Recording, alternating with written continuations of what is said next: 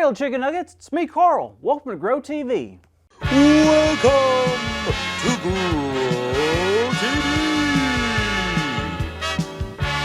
Hosted by Carl. Where we have fun with our friends, talk about Jesus, and go over everything the Bible has to offer. Now once again, welcome to Grow TV. Hey there, kids. It's awesome to see y'all. Did you do something to your hair? I like it. It's like a cool 70s astronaut vibe. I dig it. Anywho, I'm here at home today getting ready for something very, very exciting. I have the whole day in front of me. I can do whatever I want. Just imagine it. I can go skydiving.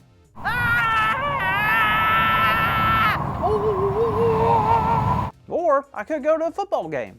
Woo! Go football team! Go sports! I love sports! Yeah! I can go to the opera. I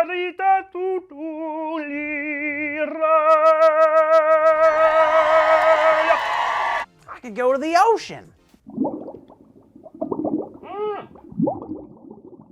The world is my oyster.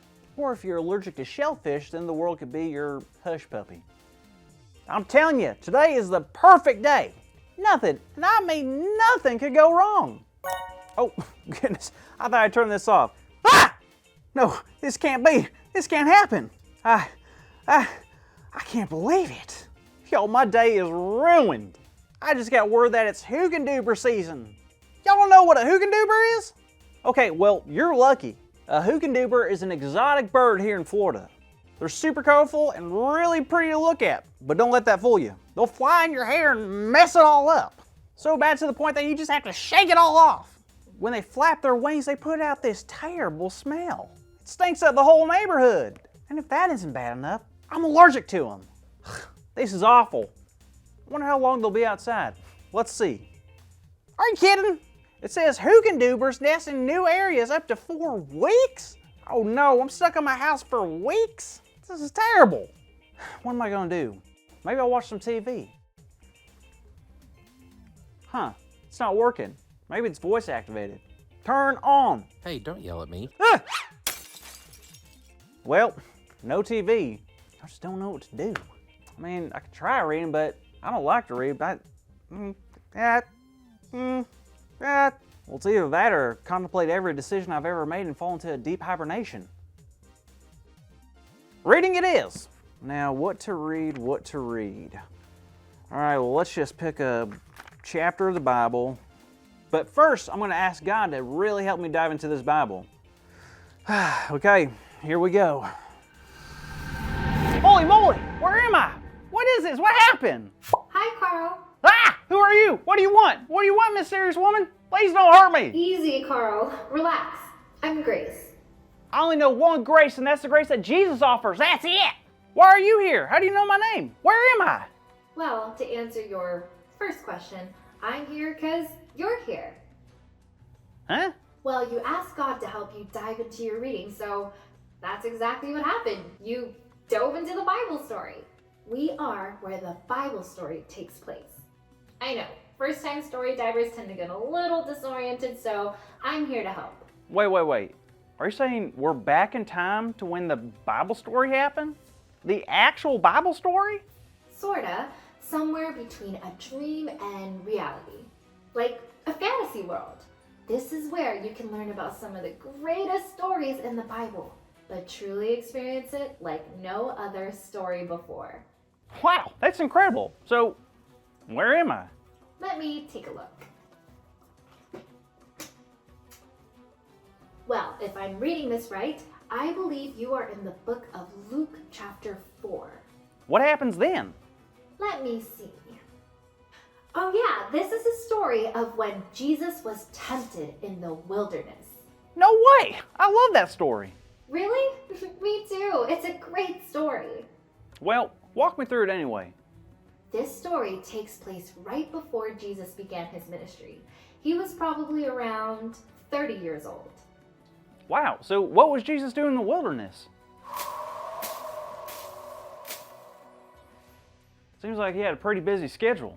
Oh, for sure. You wouldn't believe how much he would be doing for the next 3 years of his life, but he felt it was very important to take some space and be by himself. How long was Jesus out here again? Would you believe me if I said 40 days? 40 days? That's wild. I've only been here for a few minutes and I'm not sure I like it here. Did Jesus have to hunt for food when he was out here, or did he pack a couple of PB&Js? Well, if being out in the wilderness wasn't tough enough already, Jesus decided to fast from food the whole time he was out there. Oh, nice. So like McDonald's or Chick-fil-A? Do they deliver out here? I'm getting hungry. You want anything? Huh? Oh, no, Carl, not fast food. Jesus fasted from food, as in he chose not to eat while he was out there in the wilderness. Are you kidding me? No food? I can't go 10 minutes without having food. So Jesus spent 40 days in the wilderness without any food. That's quite the accomplishment. Oh, but don't you remember? That's not all. While Jesus was out in the wilderness, he was faced with some really tough challenges. Something more challenging than not eating for 40 days and sleeping outside? I know it seems unlikely, but yes. You see, Jesus was tempted several times during this story. Wait, Jesus was tempted? Just like how we are tempted? Like the times when we get the urge to do something that we shouldn't do? Exactly. Jesus was tempted to turn a rock into bread so he could finally have something to eat. But he chose not to do it because fasting was very important to Jesus. Wow. First off, a rock into bread. If I was tempted like that, I don't know if I could have been strong enough to say no. Don't eat the rock, Carl. Jesus said to the devil in Luke 4:4 that people should not live on bread alone. Oh, yeah, that's a lot of carbs. No, Jesus meant that obeying God was the most important thing.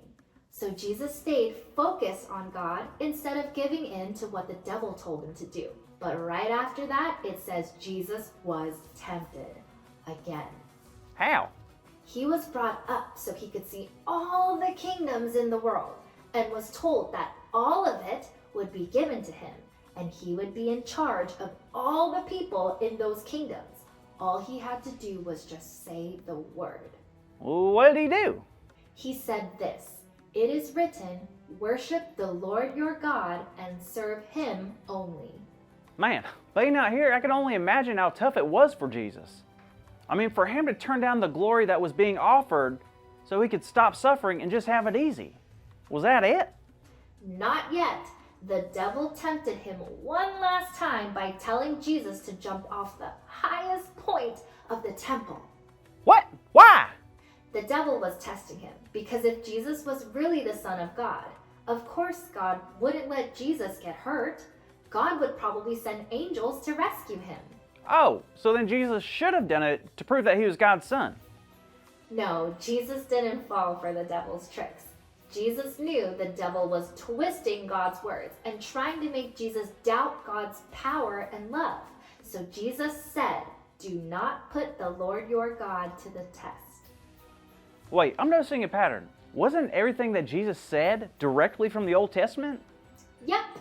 You see, God gave us the scriptures for many reasons, but one of them is to do exactly what Jesus used it for. Well, what was that? To fight temptation. God knows we will face many challenges in this world, but God also knows we can use the Bible to fight off anything that comes our way. Even hunger, anger, bad thoughts, and sadness? Yes, all of those.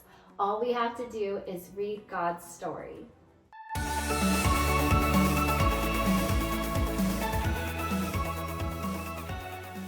Well, hey there, kids. Wasn't that story a PageTurner? The Bible never ceases to amaze me. We heard about Jesus fighting temptation and overcoming it. I bet it's cool to hear that God can prepare us to fight temptation too. Now, today's big idea is God prepares us to fight temptation. Now, let's say it out loud on the count of 3. Ready? 1, 2, 3. God prepares us to fight temptation. Yay, great job, kids. Now, I'm going to hold on to this promise because I've been tempted lately. It's kind of normal to be tempted, but God prepares us to fight temptation. All right, count on God this week, okay, friends? See you next week. Thank you for watching, and tune in next week for a new episode of